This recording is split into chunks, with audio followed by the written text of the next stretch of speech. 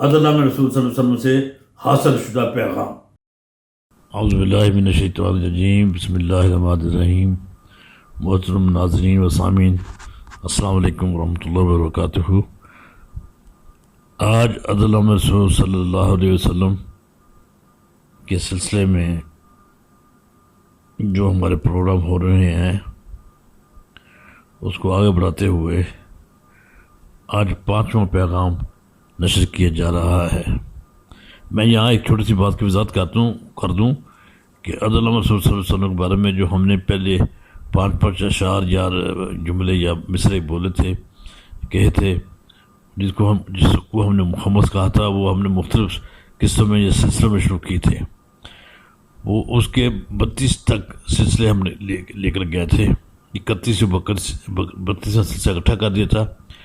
اس کے بعد سلسلہ نمبر 33 سے آ کر پھر ہمارا وہ پیغام نبی صلی اللہ علیہ وسلم ذات گرامی کے بارے میں جو عدل کی مناسبت تھیں جیتے تھی وہ ختم ہو گئی تھی، بند کر دی گئی تھی۔ اس کے بعد پھر ان سے حاصل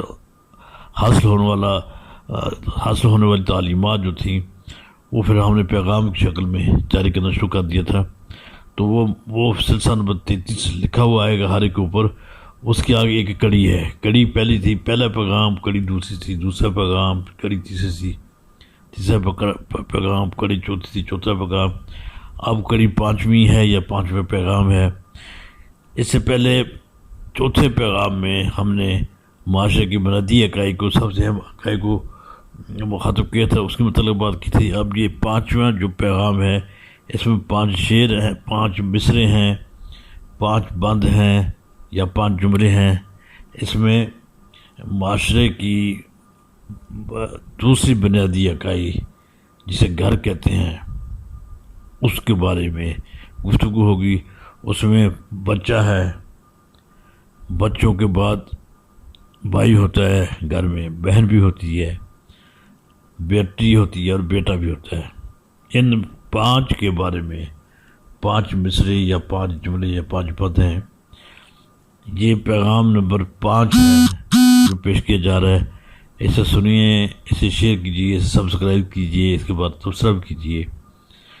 والسلام علیکم ورحمۃ اللہ وبرکاتہ۔ اب پیغام نمبر 5 سنیے۔ بچہ ہے تو ادب میں عدل کر، بھائی ہے تو اخوت میں عدل کر، بہن ہے تو خواہشات میں عدل کر، بیٹی ہے تو عزت میں عدل کر، بیٹا ہے تو غیرت میں عدل کر۔